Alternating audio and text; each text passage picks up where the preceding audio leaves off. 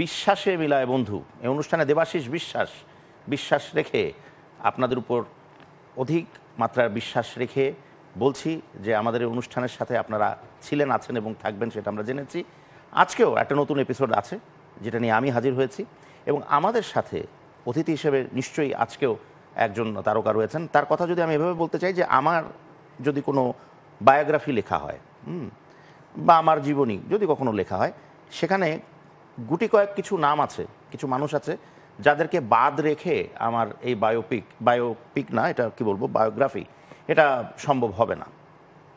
এবং তার মধ্যেই একজন আছেন আমাদের মাঝে, এবং তিনি আসছেন আমাদের আজকের অনুষ্ঠানে, এবং আমি ডাক দিলেই তিনি চলে আসবেন। তার কথা যদি এভাবে বলতে হয় যে ও আমার বোন ছাপিও আমার মেয়ের মতোই, আমি ওকে ওভাবেই দেখেছি ছোটোবেলা থেকে।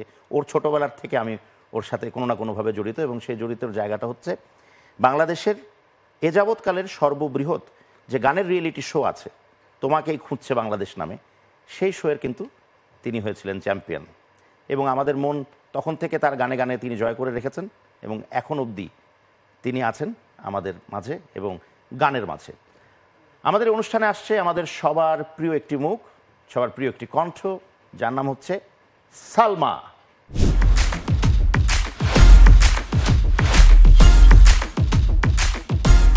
আমি যেটা বললাম শুরুতে সালমা, ওটা মনে ভুল বলি নাই, কারণ সত্যি সত্যি আমার জীবনের সাথে তোরা কয়েকজন এমন আছে যারা এমনভাবে ওতপ্রোতভাবে জড়িত, এবং তোর ক্ষেত্রেও কিন্তু তাই। তো আমাকে ফেলে এই অ্যাঙ্গেলে অনেক কিছু হয়তো চিন্তাও করতে পারবে না। এবং মানে সেকেন্ড মানে একটা জায়গায় যাওয়ার আগে আমি যেমন 100টা কোশ্চেন করি, মানে এখন আগের কথা বাদ, তো যখন আমার মানে দুই একজন কাছের মধ্যে তো তুমি একজন, তো যখন আমাকে তোমার কথা বলছে তখন আর আমি কিছু বলি না, কিন্তু আমি ওনাকে এটা বলছি যে আপনি যে প্রোগ্রাম করছেন আমাকে ওইটা দেখান, মানে ওইটা দেখাতে বলছি। তো তখন বললাম যে আমি ওটাও দেখার সময় পাইনি, কারণ আমার একটা স্বস্তির জায়গা ছিল যে যেহেতু দাদা আছে ওখানে আর আমার কোনো প্রবলেম নেই, মানে দিস ইজ অলসো মাই আরেকটা ঘর ওখানে, আমি জাস্ট গেলেই হবে, এই একটা ব্যাপার ছিল। একদম একদম। আচ্ছা, আমরা আমাদের যে অনুষ্ঠানটা আমরা 3টা ভাগে ভাগ করা, আমাদের প্রথম যে ভাগটা আমরা চটপট ওখানে চলে যাই। চলো একদম ডিরেক্ট কোন ইয়ে। প্রিয় দর্শক, আমাদের অনুষ্ঠানের যে প্রথম ভাগ নিশ্চয়ই আপনারা জানেন যারা নিয়মিত অনুষ্ঠানটি দেখে থাকেন, এবং সেই ভাগটির নাম হচ্ছে জীবনের গল্প আছে বাকি অল্প।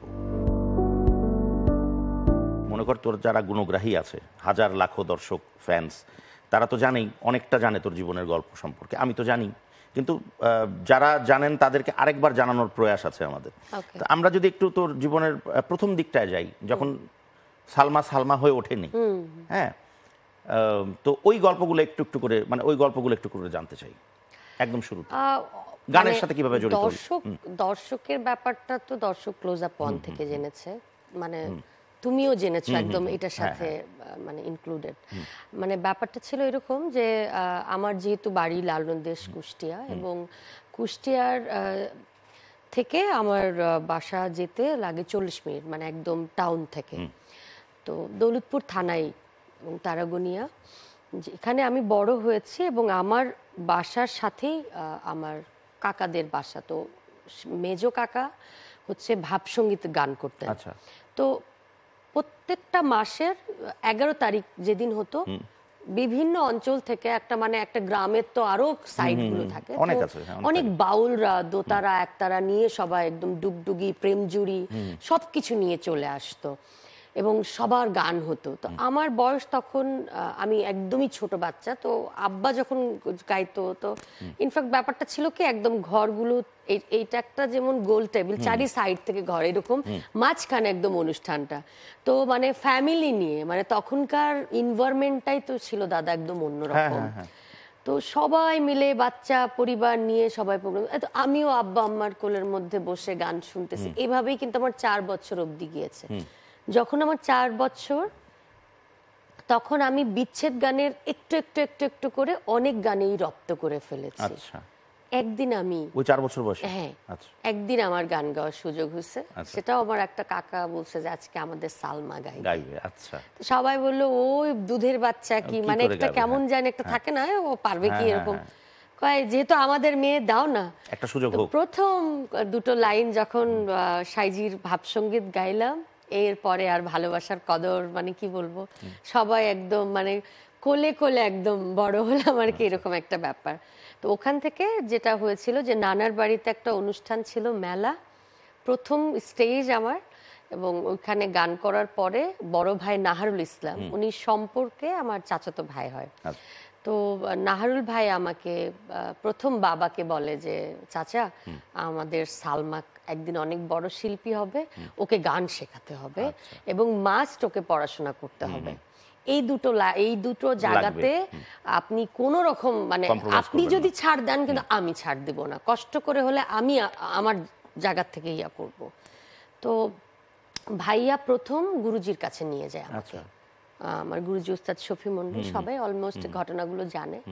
তো তারপরে গুরুজির সঙ্গে প্রথম দেখা, এবং সেখানে উনিও আমার মানে স্কেল ঠিক করে দিলেন, এবং তারপরে আমার গানগুলো একটার পর একটা শুনলেন। এরপর থেকে আমার গানের ক্লাস শুরু হয়ে গেল। আচ্ছা। প্রত্যেক সপ্তাহে 2 বার করে আসা যাওয়া করি। মঙ্গলবার এবং বৃহস্পতিবার ছিল গানের ক্লাস, বাকি টাইমটাই স্কুল। এবং ফাঁকে ফাঁকে স্টেজ প্রোগ্রামগুলোতে আবার গুরুজি এবং আমাদের যেতেন। যত ছিল আরো স্টুডেন্ট, মানে গুরুজির সবার সঙ্গে আমি একদম পুচকে, আমি সবার সঙ্গে পারফর্ম করতাম। এই হতে হতে মাঝখানে ক্লোজ আপ অন কম্পিটিশন। তো আমাদের যেহেতু মানে আলমডাঙ্গা থেকে আমাদের বিউটি আপু গিয়েছে, তো ওই যে একটা ব্যাপার, একটা ইয়া তৈরি হলো যে সবাই তখন নাহারুল ভাই আবার, কিন্তু ওই তখন নাহারুল ভাই আবার আমাদের আমার ভাইয়ার হচ্ছে খুব কাজিন কাছে আচ্ছা। মামা, মিজান মামা। তো উনি হচ্ছে ফকিরাপুল, ঢাকা ফকিরাপুলে থাকেন ফুল ফ্যামিলি নিয়ে। তো আমাকে না দেখেই উনি প্রথম রেজিস্ট্রেশন করে দেয়। তো তারপরে কম্পিটিশনে আসা হলো, এরপরের ঘটনাটা সবাই জানে। তবে আমার এই পুরো জীবনে আমি মানে ফুল ক্রেডিট দিব হচ্ছে আমার নানা বাড়ির। তো একটা ব্যাপার আছে যে ওখানে কিছু গানের পরিবেশ ছিল, তারপরে নাহারুল ভাই, মিজান মামা এবং আমার আরো কিছু মানুষ, আমার নিজের মামা হাসান মামা এবং সঞ্চয় ভাই, পুরো এই কয়জন মানুষ আমাকে পুরো দমে এক চেটিয়া ভাবে মানে এক গাইড করে গেছে। হ্যাঁ পুরো এক মানে থাকে না যে কোনো কিছুর দরকার নাই, যে ওকে আমরা শিল্পী হিসাবে দেখতে চাই। তারপরে মানে নাম বললে আসলে নামের শেষ নাই। আমার বাবার সঙ্গে প্রচুর পরিশ্রম করেছেন আমার হান্নান নানু, এবং আমার আরো মামারা আছেন, সবাই আসলে সাপোর্ট। এবং তারপরে যখন টেলিভিশনে আসলাম এনটিভি, এরপরে তো মনে হলো গোটা বাংলাদেশ এক, মানে মনে হলো যে আমি এখনো কোথাও গেলে যখন বলে যে আমাদের মেয়ে, আমাদের সালমা, ওই কথাগুলোর মধ্যেই কিন্তু আমি সবসময় পাই যে একদম নিজের মানে আপন একটা জায়গা, যে আমাদের মেয়ে কোনোদিন ভুলই করতে পারে না।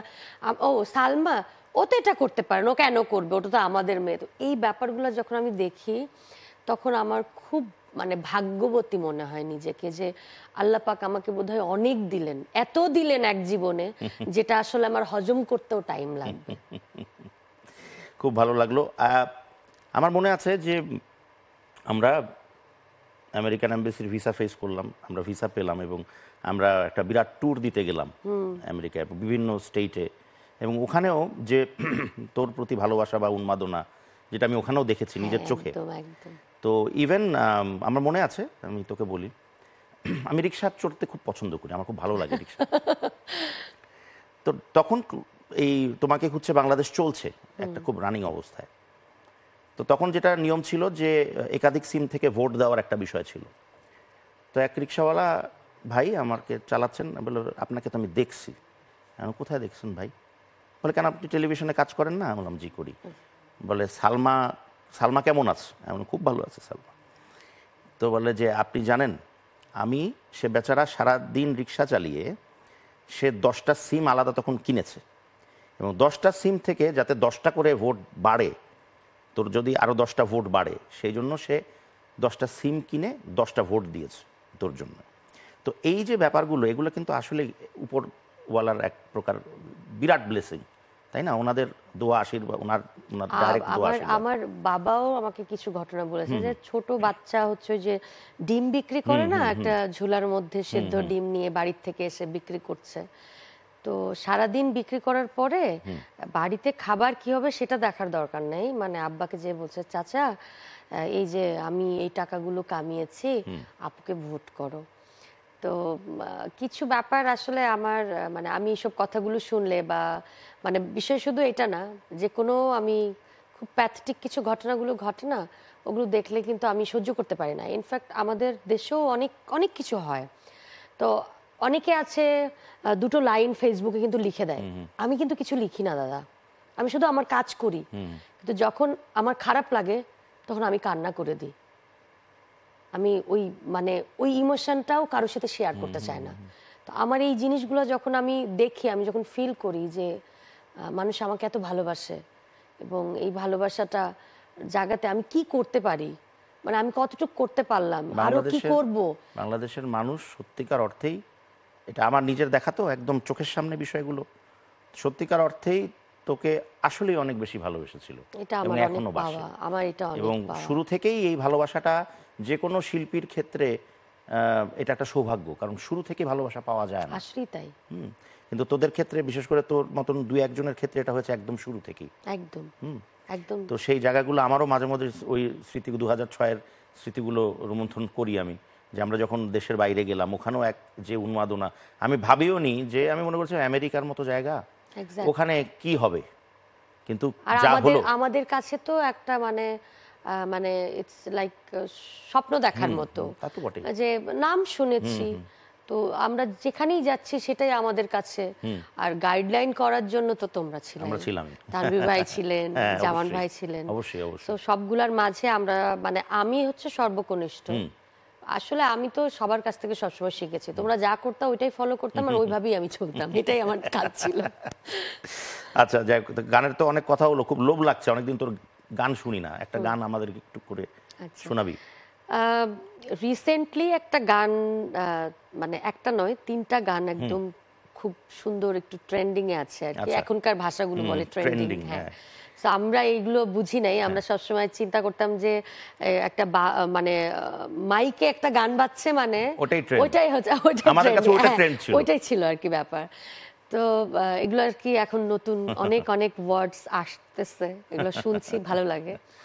তো প্রায় 2 কোটির উপরে ভিউ হয়েছে আচ্ছা। এবং বেশ ভালো, শুনি আমরা বেশ একটু? ভালোবাসা পাচ্ছি। শুনি না। গানটি লিখেছেন তানভীর আহমেদ, এই গানটি সুর করেছেন আমাদের রুমন দাওয়ান, এবং এই গানটি মিউজিক করেছেন এবং আমার সঙ্গে গিয়েছেন শাহিন রানা। আচ্ছা। তো থ্যাংক ইউ সবগুলো মানুষকে। আমি একটু করে শোনাচ্ছি।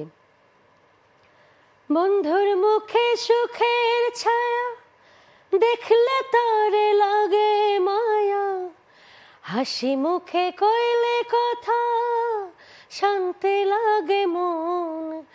বন্ধু মায়ার জাদু জানে, আমার পরাণ ধৈরা টানে, পিরিতের বান মারিয়া ছায়া নয়নে, তোমায় বোঝাই গো কেমন, তোমার মায়ায় আমায় টানে, 2 নয়নে আঁখে জাদু বলে মনে প্রাণে। এত মায়া লাগে কেন চাইলে তোমার পানে, এত মায়া লাগে কেন চাইলে তোমার পানে, মনের সুতায় মন বন্ধিয়া আলগা টয়রা টানে, বন্ধু মায়ার জাদু জানে, আমার পরাণ ধৈরা টানে, পিরিতের বান মারিয়া চাইয়া নয়নে। বাবা, বিউটিফুল, সুন্দর কথা, সুন্দর অনেক সুর। কথা, হ্যাঁ। ইটস নট অনলি হ্যাঁ, সুন্দর কথা, মানে মেল এবং ফিমেল বোথ ভয়েস, বোথ কথাগুলো আমাকে গাইতে হলো এবং আমি জায়গায় জায়গায় বেঁধে গিয়েছে। ইটস ওকে, জাস্ট গিয়ে গেলাম আর কি। আচ্ছা, ঠিক আছে, থ্যাংক ইউ সো মাচ। আমরা আমাদের পরের সেকশনে যাইতে হবে, ঠিক আছে? প্রিয় দর্শক, জীবনের গল্প আছে বাকি অল্প জায়গার থেকে জীবনের গল্প শুনলাম সালমার কাছ থেকে। এবার চলে যাচ্ছে আমাদের পরবর্তী যে সেগমেন্টটা, সেই ইন্টারেস্টিং সেগমেন্টটা, সেই সেগমেন্টের নাম হচ্ছে যদি কিছু মনে না করেন। আচ্ছা সালমা, প্রথম কথা হচ্ছে যে আমি একটু দর্শকদেরকে একটা ইনফরমেশন দিতে চাই, এবং সেটা খুব ইন্টারেস্টিং, সেটা হয়তো তুইও ভুলে গেছিস। আমরা মনে করি যে সালমার নাম লালন কন্যা, সালমা লালনের জায়গার থেকেই এসছে, লালনের পীঠস্থান থেকে এসছে। তো লালন তো তার জায়গায়, তার জীবনে ঘর, মরণে আমার ঘর, মননে আমার ঘর। তোর ঘর, হ্যাঁ। তো সেখানে তো থাকবেই, সেই ঘরেই তো থাকবে। কিন্তু পাশাপাশি একদিন আমার মনে আছে সালমা আমাকে একটা ইংলিশ গান শুনিয়েছিল, মনে আছে? ডোন্ট ডু দ্যাট না, প্লিজ। আমি ওটা বলছি যে সালমা, আমি নিজেই অবাক হয়ে গেছিলাম, যেটাকে মানে আমি এত বেশি বোকা হয়ে গেছিলাম ওই দিন, যে সালমার কণ্ঠে ইংরেজি গান শোনার পর মনে হলো যে না, ও তো এটাও খুব ভালো পারে, এবং এত সুন্দর তুই গেয়েছিলি আমার মনে আছে, হ্যাঁ। এবং তোর একটা তোমার মনে জেদও আছে, ছিল। দেখ seriously? দেখ, তার মানে ঠিক আছে আমার হ্যাঁ। ব্রেন, না এখনো ঠিকঠাক আছে। হ্যাঁ, তাহলে আমি তোমার নেক্সট মুভিতে গান গাইতেছি, কনফার্ম। মাস্ট। আচ্ছা, এই যে মুভির গল্পটাই আসলো, যে একটা সময় হতো যে আমরা সালমার গান কিন্তু শুনেছি সিনেমাতে, সিনেমায় অনেক সিনেমা, কম অনেক না হলেও বেশ কিছু সিনেমাতে আমরা গান শুনেছি, তখন শ্রুতি অভিশ্রুতি ছিল, ওখানে প্রপার ওয়েতে রেকর্ডিংটা হতো, এখনকার মতন ডিজিটাল ব্যাপারটা অত ছিল না। তখন কি হতো, গান এরকম করেই লিরিসিস্টরা লিখতেন, কাগজে লিখতেন, ওগুলো আবার ছিঁড়ে ফেলতেন। চেঞ্জও হতো হ্যাঁ, অনেক কিছু। ওই তো ওইটাই বললাম। তো ওই জায়গার থেকে একজন সালমার এত এত সুকণ্ঠী গলা, এবং সালমাকে মানুষ এত ভালোবাসে, সালমার এত নাম হয়েছে মাশাল্লাহ। তো সেই জায়গার থেকে সালমাকে আমরা প্লেব্যাকে, আমি আমাকেও সহ দায়ী করছি, কারণ আমিও ডিরেক্টর, তো আমরা আসলে কেন সালমাকে নিয়ে কাজ করিনি বা করছি না? আমি শুরুর দিকে অনেকগুলো কাজ করেছি, যখন আমাদের আহমেদ ইমতিয়াজ বুলবুল জি, বাবা জি। জীবিত ছিলেন, আমাদের আলাউদ্দিন আলী দাদু বেঁচে ছিলেন। তো গুণী গুণী মানুষগুলো যখন ছিলেন তখন অনেক কাজ করা হয়েছে। আমি প্রায় 25-30টি মুভিতে গান করেছি, এবং প্রত্যেকটা গানই কিন্তু দর্শকের জানা আর কি। তো এখন আমার মনে হয় যে তখন যে ব্যাপারটা ছিল যে আচ্ছা সালমাকে গাওয়া লাগবে, বুলবুল সাহেবকে ফোন করি, বা ক্লোজ আপ পয়েন্ট থেকে একটু বলি, বা আমাদের ইমন দাকে, বা ইমন ভাই, শওকত আলী ইমন ভাই, বকুল ভাইও আমাকে দুটো সিনেমাতে কাজ করিয়েছেন। তো সবকিছু মিলিয়ে কিন্তু এই মানুষগুলো তো আমার গার্ডিয়ান, তাদেরকে কল করা অবশ্যই। হয়েছে। তো এখন আমার কেন জানি মনে হচ্ছে এখন মুভির স্টাইলটাও চেঞ্জ হয়েছে, কমিউনিকেশনের জায়গাটা অনেক গ্যাপ পড়ে গিয়েছে, আমার সাথে ওইভাবে কারো মানে কমিউনিকেশনটা নেই একেবারেই নেই। বা আর এখনকার সময় যারা হ্যাঁ, কাজ করছে। হ্যাঁ, আর এখন যারা কাজ করছে আমার মনে হয় যে একটা জায়গায় তারা একটা লকড, মানে যার সাথে যার পরিচয় আছে তারা শুধু তাদেরকে দিয়ে নিয়ে কাজ করে। যেমন বলিউড ইন্ডাস্ট্রি বা টলিউড বা হলিউড, তার ব্যাপার থাকে কি যে আমরা এক্সপেরিমেন্ট করব। আজকে ওই আর্টিস্টটাকে, যেমন আমাদের শ্রেয়া ঘোষালকে দিয়ে কিন্তু মানে ফোক গানও কিন্তু করানো হয়। হয়েছে। আবার কিন্তু ব্যাপারটা হচ্ছে আমাদের দেশে যে আধুনিক গায় তাকে দিয়েও ফোক গাওয়াচ্ছে, যে আধুনিক করছে তাকে দিয়ে আধুনিকও করাচ্ছে। তো কিন্তু এক্সপেরিমেন্টের ব্যাপারটা যখন অনেকগুলো ডিরেক্টর একসাথে থিঙ্কিং করে, তো তখন ওটা মানে একজন একটা লাইনে হিট হলে সবসময় মানুষ ওই জায়গা অবধি যতক্ষণ ওটা শেষ না হচ্ছে, ওখান থেকে আমরা বাঙালিরা আর বের হতে পারি না। সো আমার মনে হচ্ছে আমার কোনো অভিযোগ নেই, বিকজ অফ আমি অলওয়েজ অডিও বাজারে কাজ করতে চেয়েছি, এবং আলহামদুলিল্লাহ আমি অনেক অডিও বাজারে কাজ করছি। আমার গানের সংখ্যা ছিল কোভিডের আগে মাত্র 200-250 মতো, এখন আমি 800, মানে আমার 800 গান হয়েছে নিজের। তো আমার ক্লোজ আপ ওয়ান কম্পিটিশনের সমস্ত ভাই বোনদের মধ্যে আমার হাইয়েস্ট গান আমার। তো আমার না দুঃখের জায়গাটা আমি রাখি না, কেউ যদি আমাকে ইচ্ছাকৃতভাবে দুঃখ দিতেও চায় তাও বলে আলহামদুলিল্লাহ আমি ভালো আছি। এটা কেন? কারণ এত ভালোবাসা, এত কিছু পাচ্ছি, এর পরেও যদি আমি অখুশি থাকি তাহলে তো আমি সুখী হতেই পারবো না। তো আমি যেহেতু একটা সাইডে কাজ করছি, সবাই যদি যে, তবে হ্যাঁ ফিল্মে গাওয়ার তো বা ইয়ে আছে, যেমন আমাদের সুপারস্টার শাকিব খানের সিনেমাতে আমার গুলো গান গিয়েছে, একটা তো মাটির ঠিকানাতে আমার কিছু একটু অভিনয়ের জায়গাও ছিল। তো আমার এখনো ইচ্ছা করে যে আমি যদি কখনো সুযোগ পাই, তো আমাদের যেহেতু উনি আমাদের বাংলাদেশে কি মানে সুপারস্টার, তো ওনার সঙ্গে যেহেতু আমি কাজ করেছি, ওনার এখন যে ফিল্মগুলো হচ্ছে কোনো একটাতে যদি আমি একটা আমার এই যে আমি যে আমার আধুনিক টোনটাতেও যে আমি কিছু গান করে যে গানগুলো ভালোবাসা পাচ্ছে, ওই টোনটাই যদি আমি ওনার কোনো সিনেমাতে, হয়তোবা সেই গানটা মানুষ ওইভাবে অ্যাকসেপ্ট করবে। ইচ্ছা আছে। এখন বাকিটা ওই যে যখন মানে আমার নাম, এটা তো আমি বিলিভ করি যে যেটা আমার রিজিক আছে এটা কেউ কিন্তু মানে ওখান থেকে আমাকে সরাতে পারবে না, ওটা আমার হবেই। তো আমি এটা বিলিভ করি, যেটা আমার সেটা শুধুই আমার, এবং যখন হবে তখন ওটা আমারই হবে। ফ্যান্টাস্টিক। তো যে সিনেমার গানের কথা যখন আসলো, কোন একটা সিনেমার দুটো লাইন আমাকে একটু শোনা না। শোনাচ্ছি, দাঁড়াও। কোন সিনেমা? এই সিনেমাটা হচ্ছে প্রেম কদি, সরি আসি, কোন সিনেমা? প্রেম কয়েদি সিনেমাতে গিয়েছিলাম। কে কে ছিলেন ছবিতে? এটাতে ছিল হচ্ছে শাবনূর আচ্ছা, শাবনূর। আপু ছিল, আচ্ছা আচ্ছা আর জয় ভাইয়াও ছিলেন। আচ্ছা। আর কিন্তু তোর ইয়েটা গেছে শাবনূরের আমার শাবনূরের উপরে। ওইটার তো একটা আছে, বাট আমি যে গানটি করতে চাচ্ছি ওই গানটা আমি প্রবাবলি এখন আমার নামটা একদম মনে আসতেছে না, এবং এই মনে না আসার জন্য আমি খুবই সরি, বিকজ অফ কোভিডের ভ্যাকসিন নেওয়ার পরে আমি অনেক কিছুই আচ্ছা, মেমোরির থেকে আমার চলে যায়, যায়। আমি মনে রাখতে পারি না। হয়তো বা 6 মান্থ আগে কিছু ঘটনা ঘটেছে, কিন্তু আমাকে জিজ্ঞেস করলাম মনে করতে পারবো না, এই প্রবলেমটা আমার হয়েছে। ঠিক আছে। তবে আমি এই গানটি করেছি আমাদের সুরকার কে ছিল? মনির খান ভাইয়ের সঙ্গে, আচ্ছা, বাহ। এবং গানটি লিখেছেন, সুর করেছেন শ্রদ্ধেয় আহমেদ ইমতিয়াজ বুলবুল বাবা। ফ্যান্টাস্টিক। তোরে এক জোড়া নয়নে দেখে ভরে না রে মন আমার, আর এক জোড়া নয়ন প্রয়োজন, এক হৃদয়ে ধরে না তোর প্রেমের ওজন আমার, আর একটা যে হৃদয় প্রয়োজন আমার, আর একটা যে হৃদয় প্রয়োজন। বাবা, কি সুন্দর কথা না? হ্যাঁ, একদম বিউটিফুল। আর এই মানে আগেরকার সময়ের, যে আগেরকার বলতে বেশি দিন আগের হতো না, এই সময়কাল 8 সাল 2008 সালে 2008 গেছি, সালে গেছে। কত তাও সুন্দর। অলমোস্ট অনেক দিন, প্রায় 16 বছর মতো, 16 কিন্তু বছর তারপরেও আগে। এই যে এখন গেলি, মনে হলো যে এই কালকে রেকর্ডিং হয়েছে। সবসময় গাই, সবসময় গাই এই গানটা, আমি লাইভ যে কোনো জায়গায় গাই, আমার খুব ভালো লাগে। সুন্দর গান, খুব ভালো গান। তো এই যে মনে কর যে এই সেগমেন্টের আরেকটা প্রশ্ন আমি করতে চাই তোকে, যে তুই চ্যাম্পিয়ন হলি, চ্যাম্পিয়ন পরবর্তীতেও অনেকে কাজ করেছেন, যারা চ্যাম্পিয়নের পরে তোর পরে যাদের অবস্থান ছিল, কিন্তু ঠিক সেভাবে আমি যে দুটো সিজনে কাজ করেছি, তোমাকে হচ্ছে বাংলাদেশের প্রথম 2 সিজন, সেখান থেকে সর্বমোট 21 জন এসেছিল, এক্স্যাক্টলি। এবং 21 জনের মধ্যে যদি 21 জনকেও ধরে আমি কথা বলি, বাকিদের সময় তো আমি ছিলাম না, আমি ওদের কথা বলতে চাই না, সেখানেও কিন্তু আমার হিসেবে তুই এখনো শীর্ষেই তুই আছিস। গানের সংখ্যা তো বেশি, পাশাপাশি সব কিছু মিলেই গানের সংখ্যা নাহলে বেশি হবে কেন অন্যদের তুলনায়, নিশ্চয়ই ওই ব্যাপারটা আছে বলে।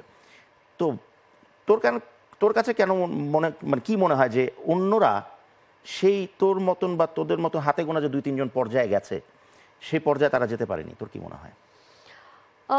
এইটা মানে অ্যান্সার করাটা একটু টাফ হয়ে যাবে, তবে আমি আমারটা বলি। আমার জিনিসটা আমি যেটা করেছি, যে আমি তো ঠিক মতো কথাও বলতে পারতাম না, এবং তোমার মনে আছে কিনা জানি না, বানিয়া বন্ধু গানটা গাওয়ার সময় 2টো লাইন বলতে বলছিল, এটা বলতে যে যা হয়েছিল মনে আছে আমার, সব মনে আছে আমার, এখনো মনে আছে। তো অনেক জড়তা ছিল, কথা বলার আগে কথা বলতে পারতাম না, কিছু বলতে গেলে মানে ইয়ে হয়ে যেত গানের লাইনগুলোতেও। তো আমি না সব সময় দেখতাম যারা সব থেকে বেস্ট করছে তাদের দিকে তাকিয়ে থাকি। ধরো কেউ যখন সুন্দর করে কথা বলছে, আমি ওই কথাটা ওইভাবে, আচ্ছা উনি তো এইভাবে বলছে, তো ওইটা আবার আমি আয়নার সামনে যে প্র্যাকটিস করতাম। তারপরে যেহেতু আমার গুরুজির কাছে আমি ক্লাসিক্যাল তো প্র্যাকটিস করেছি, তারপর পাশাপাশি আমার আরও মনে হয়েছে যে আমার আরও শেখা দরকার। তো তখন আমি কিন্তু ক্লোজ আপ ওয়ান থেকে আমি কিন্তু সরাসরি উস্তাদ সঞ্জীবদের কাছে আচ্ছা গানের ক্লাস শুরু করি, এবং এটা অনেকেই জানে না যে আমি কিন্তু ওনার কাছে দীর্ঘদিন তালিম নিয়েছি। যে আমার এই যে জড়তা, আমি যেন ফোক থেকে, মানে ফোক যখন গাইবো ফোকের মতো, আধুনিক যখন গাইবো তখন যেন আধুনিক হয়। তো আমি অনেক কিছু উস্তাদ সঞ্জীবদের কাছে শিখেছি, এবং উনি ভালো থাকুক পরপারে। কারণ আমার সবসময় মনে হতো যে সবাই পারে, আমি কেন পারবো না। তো ওই হিংসা বা কে উঠতে পারলো না বা কে করতে পারলো, আমি সেটা জানি না, তবে আমি এতটুকু জানি যে একদম নতুন মানুষ থেকে শুরু করে একদম সিনিয়র যারা আছেন, আমি সবার কাছ থেকে শেখার ট্রাই করি, যে আমি আমাকে কতটা ভেঙে গড়তে পারলাম, এটা আমি ট্রাই করে যাচ্ছি, এবং এটা কিন্তু রেগুলার বেসিস আমি করছি। মানে এটা নয় যে আমি শিখে গেছি, এরকমটা আমার কাছে নেই। আমার কাছে আমার মনে হয় যে আমি প্রতিদিন শিখছি আরো কিছু বেটারমেন্ট, আরো বেটার কিছু আমার কবে হবে, কেন সময় চলে যাচ্ছে, কেন হচ্ছে না। আমার এই টেনশনে আমাকে অলওয়েজ তাড়া করে বেড়ায় যে আমাকে আরো বেটার, আমার অন্য কারোর দিকে আমি তাকাই না, আমি তাকাই যে আমি নিজে কি করছি, আমি আরো কিভাবে নিজেকে ভালো ভালো করব, করতে পারি। রাইট, আমার ওইটার দিকে আমি নজর অলওয়েজ দাদা। বুঝতে পেরেছি, আমাদের বোঝা হয়ে গেছে। এবং যেহেতু এই সেকশনে এটি শেষ প্রশ্ন ছিল, তার মানে সেকশন এটা শেষ, আমরা লাস্ট সেকশনে যাবো এখন। চলো। ঠিক আছে প্রিয় দর্শক, আমাদের অনুষ্ঠানের শেষ যে সেকশন বা সেগমেন্ট যাই বলি না কেন, সেই বিভাগটির নাম হচ্ছে যাহা বলিব সত্য বলিব। আচ্ছা, যখন তুই মানে এই ফোক অ্যাঙ্গেলের গানগুলো গেয়ে বিখ্যাত হলি, মানুষের কাছে পৌঁছে গেলি, পরবর্তীতে তোর আলাদা করে পথ চলা শুরু হলো স্টেজে, বিভিন্ন জায়গায়। যখন মানে ইনফ্যাক্ট তোমাকেই খুঁজছে বাংলাদেশের যে রেসটা, ওটা বা ওটার যে ট্যাগলাইন, ওটা আস্তে আস্তে ছাড়িয়ে একজন সালমা আলাদা একজন সালমা হয়ে উঠলো। হ্যাঁ, আগে তো ছিল ক্লোজ আপ ওয়ান বিখ্যাত সালমা, নাম দিয়ে তারপরে হ্যাঁ নাম ট্যাগ ছিল, সেই ট্যাগটা তুই তোর কর্ম দিয়ে, তোর গান দিয়ে তুই সরালি। তো এই ক্ষেত্রে তখন কি যেমন হয় না যে একটা তুলনা মানুষকে একটা ভারের মধ্যে ফেলে দেয়, একটা ওজনের মধ্যে ফেলে দেয়, ঝামেলার মধ্যে ফেলে দেয়।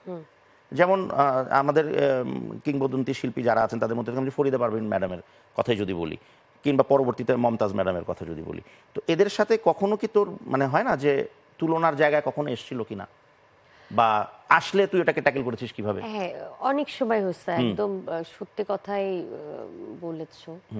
তো আমি আসলে ওই জায়গাটাকে আমি কখনো ওইভাবে গ্রহণ করিনি, কারণ আমার সবসময় মনে হচ্ছে যে ওনারা এত আমার থেকে উপরে এগিয়ে আছেন, আমাকে কেউ একটা জায়গা দিলেই যে আমাকে সেই জায়গাটা নিতে হবে তেমনটা নয়। অনেক সময় আমাকে সম্রাজ্ঞীও বলা হচ্ছে, তখন আমি লজ্জা পেয়েছি। কারণ আমার মনে হচ্ছে যে মানুষ আবেগের, অনেক আবেগ থাকে তো, সেই আবেগের জায়গা থেকে অনেক কিছু বলে, কিন্তু আমার মনে হয় প্রত্যেকটা মানুষ জানে যে তার অবস্থানটা কোথায়, সেই জায়গাটাতে ওই মানুষটার স্ট্রিক্ট থাকতে হয়। আমাকে যতই মানুষ যত কিছু বলুক, আমার সবসময় মনে হয়েছে বাবারে আমার এখন শেখার বয়স, তুমি শিখে যাও, আর কোনো দিকে তাকিও না। আমি সবসময় সালমার সাথে প্রতিযোগিতা করি, আমার ভিতরে যে সালমা আছে ওর সঙ্গে আমি কথা বলি, Salma now stop, just going, সামনের দিকে তাকাও এবং হেঁটে যাও, কোনো দিকে তোমার তাকানোর টাইম নেই, তোমার টাইম হচ্ছে তুমি এগিয়ে যাবে আর তোমার কাজকে ফোকাস করবে, আর কিছু না। আর আমি যা যা শুনেছি বড়রা, আমি সবসময় শুনতাম, যেমন বিশ্বদ একটা কথা বলতেন যে সময়কে সময় দিতে হবে। একটা মানুষের মানে সময় আসলে না অনেক কিছুই চেঞ্জ হয়ে যায়।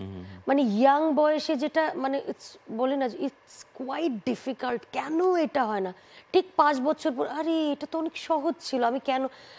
সময়টা এমন একটা জিনিস, 5 বছর আগে আর মেন্টালিটি আর 5 বছর পরের মেন্টালিটির মধ্যে যে মানে ডিফারেন্সটা হয়, ওইটাকে আসলে সময়ই আসলে দিতে হয়, আর সময়টাই কিন্তু চেঞ্জ করে।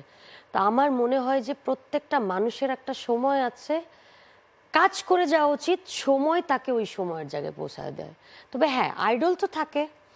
আমার আইডল ছিলেন আমার কাছে সবসময় আমার গুরুজি, যার কাছে আমি শিখতাম যে বেটার, মানে গুরুজি যে জিনিসটা দিচ্ছে ওই বেটার জায়গাটা তোলা মানে ওকে ইটস ফাইন, নাও আমি পারলাম। আমার কাছে আইডল মানেই আমার গুরুজি। আর বাকি বিষয় যেগুলো, যে আমি বড় বড় শিল্পী, যেমন আমি রুনাল্লা ম্যামের, আমি ওনাকে প্রচন্ড ভালোবাসি। ইনফ্যাক্ট এখনো স্টেজে যদি আমি গান গাই 4টা গান ওনার থাকে মাস্ট। তো বাকি শিল্পী যারা আছে রিকোয়েস্ট করলে আমার ভালো লাগার শিল্পীদের মধ্যে যেগুলো পরে আমি গাই। ওখানে আমার কখনো মনে হয় ইস আমি সালমা, আমি কেন গাইবো, এই ব্যাপারটা আমার এখন কাজ করে না। এখন এই জন্য কাজ করে না যে এই জায়গাটা তো আমাদের, এটা আমরা একটা পরিবার। আর যাদের মনে ওই হিংসার জায়গাটা থাকলো না দাদা, দিন শেষে না ওরাই জ্বলে পুড়ে মরে। মানে বিশ্বাস করো, মানে ওই যে বলে না যে কারোর জন্য কবর খুললে ওই কবরে তাকেই পড়তে হয়। আমি ফিল করি যে আসলে হিংসায় জ্বলে ওর কিন্তু ওরই কষ্ট হয়, বাকিটার হয় না। কিন্তু যেমন আমি মনে করি যে এটা আমার একটা পুরো, এটা আমার পরিবার। কারণ দেখো আমার পরিবার হচ্ছে সেই কুষ্টিয়ায় ছিল, তারপরে এটা আমার একটা বড় পরিবার, যেখানে আমি যেখানে যাচ্ছি আমার পরিচিত মুখগুলো দেখলে আমার একরাশ হাসি মুখে ফুটে ওঠে। তো তার মানে এটা আমার বড় পরিবার। আর এই বড় পরিবারের কারণ আমি দুটো খারাপ কথা বলতেও চাই না, শুনতেও চাই না। আমি চাই আমার এই পরিবারটা অলওয়েজ ভালো থাকুক। বাহ, সুন্দর, খুব ভালো। এই পরিবার থেকে এখন একটা প্রশ্ন করি। বলো। প্রশ্ন ঠিক না, আমারও একটা জানার কৌতূহলের জায়গা থেকে। সেটা হচ্ছে যে এই যে যখন তুই কম্পিটিশনে আসলি এবং সেরা 10-এর মধ্যে তুই প্রবেশ করলি এবং তারপরে তো ধাপে ধাপে তুই চ্যাম্পিয়ন হলি, তো এই 10 জনের মধ্যে কম্পিটিশনের জায়গা একরকম, একটা হচ্ছে গায়কী ভালো লাগার জায়গা। তো একজন সালমার এই 10 জনের মধ্যে সবাই ভালো, সবাই কিন্তু আমাদের আপন। আমাকেও যখন কেউ প্রশ্ন করে, যেমন যদি বলে যে আপনার প্রিয় শিল্পী কে, এই সব মিলে, এখন আমি এন্ড্রু কাকুর সাথেও কাজ করেছি, আমার সৌভাগ্য হয়েছে, বিশ্ব কাকুর সাথেও কাজ করেছি, বা সবার সাথেই কাজ করেছি, কিন্তু তারপরে আমি বলি with due respect to all, আমার সবচেয়ে ফেভারিট সিঙ্গারের নাম হচ্ছে, যদি পুরুষ হয় সেটা কুমার বিশ্বজিৎ, আর যদি মেয়ে হয় সেটা সামিনা চৌধুরী। এটা আমার পার্সোনাল ফেভারিট। তো ওই জায়গা থেকে তোকে যদি বলা এই যে 10 জন তোর বন্ধু বান্ধব, ছোট ভাই বড় বোন যারাই আছেন, তাদের মধ্যে থেকে তোর সিজনের তোর সবচেয়ে প্রিয় গলা কোনটি? তোমার একটা কথা বোধহয় তুমি ভুলে গেছো, সেটা হচ্ছে যে আমরা টপ 4-এ যখন ছিলাম, তো আমাকে জিজ্ঞেস করা হয়েছিল যে তোমার কাছে মনে হয় যে কে 3 জন মানে টপ 3-তে যাবে। আমার নাম বাদ দিয়ে কিন্তু আমি কার কার নাম বলছিলাম নিশিতা আপু, রন্টি আপু এবং মুহিন ভাই। কেন বলছিলাম? বিকজ এটা তুমি যদি খেয়াল করো যে ভাই বোনের কাছে যদি জিজ্ঞেস করা হয় যে তোর কোন ভাই বোনটা সব থেকে ফেভারিট, আসলে ভাই বোন বলতে কাকে বোঝায়, এরা কিন্তু আমার কাছে ভাই বোনের মতো। তো আমার কাছে না, আমি ওই ভাগটা মানে আমি কখনো ওইভাবে ভাগই করিনি। আমার কাছে মনে হয়েছে আমি না থাকলে বাকি ওরা, আর আমি যখন মানে ইনক্লুডিং তখন আমরা সবাই। আমার কাছে এটা মনে হয়েছে। তো গলা বলতে যেহেতু 55,000 প্রতিযোগী ছিল, তার মধ্যে আমরা যেহেতু 10 জন, তো আমার কাছে মনে হয় আমাদের প্রত্যেকের কণ্ঠ ডিফারেন্ট, বিধায় তো আমরা এই জায়গাটা বিলং করছি।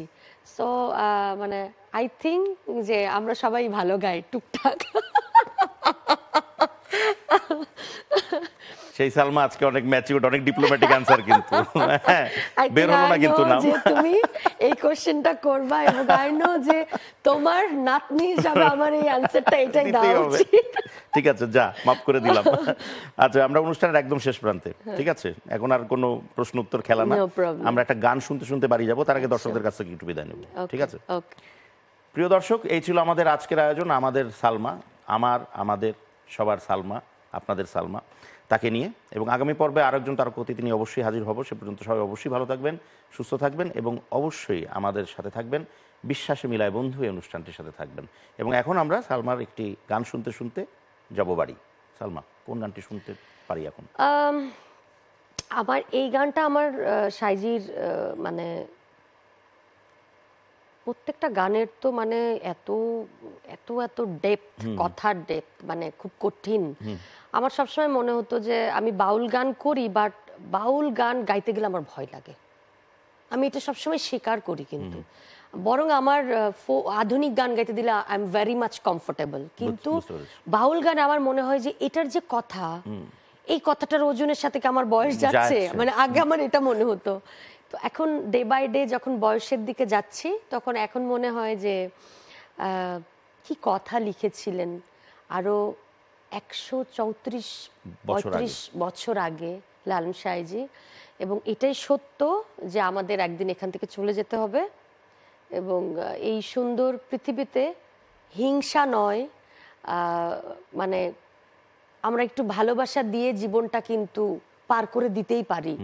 এই হিংসা, আরেকটা মানুষের ক্ষতি করা, আরেকটা বাচ্চাকে দেখলে কেন মনে হচ্ছে না যে এই বাচ্চাটা তো আমারও, একটা পথ শিশুকে দেখলে কেন মনে হয় না যে ঘরে তো এই বয়সেরই আমার আরেকটা বাচ্চা আছে, কেন না ওই বাচ্চাটাকে 10 টাকা দেওয়ার আগে একটা 500 টাকা বা 100 টাকার নোট দিয়ে ওকে একটু খুশি করে দিতে পারি, চাইলেই পারা যায়। তো যদি মানুষের মধ্যে এই একটা জিনিস কাজ করে যে সামনের যে বাচ্চাটা, ওই বাচ্চাটা আমার, তাহলে অনেক নেগেটিভ যে মানে ভাইব তৈরি হয়েছে আমাদের সমাজে, এই জিনিসগুলো কেটে যাবে।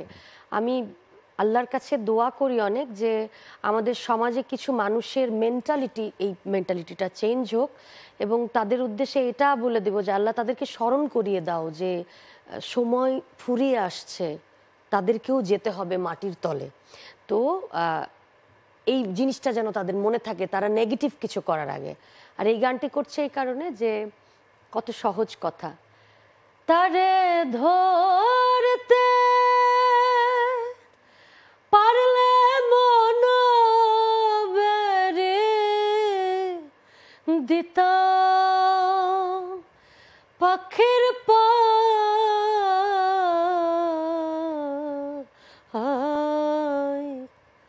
কেমনে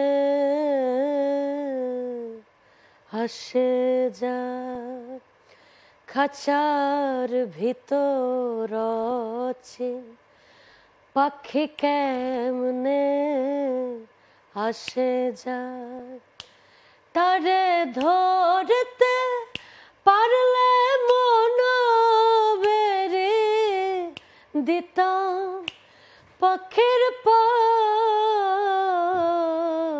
কেমনে আসে যায় খাঁচার ভিতর আছে, পাখি কেমনে আসে যায়। Thank you.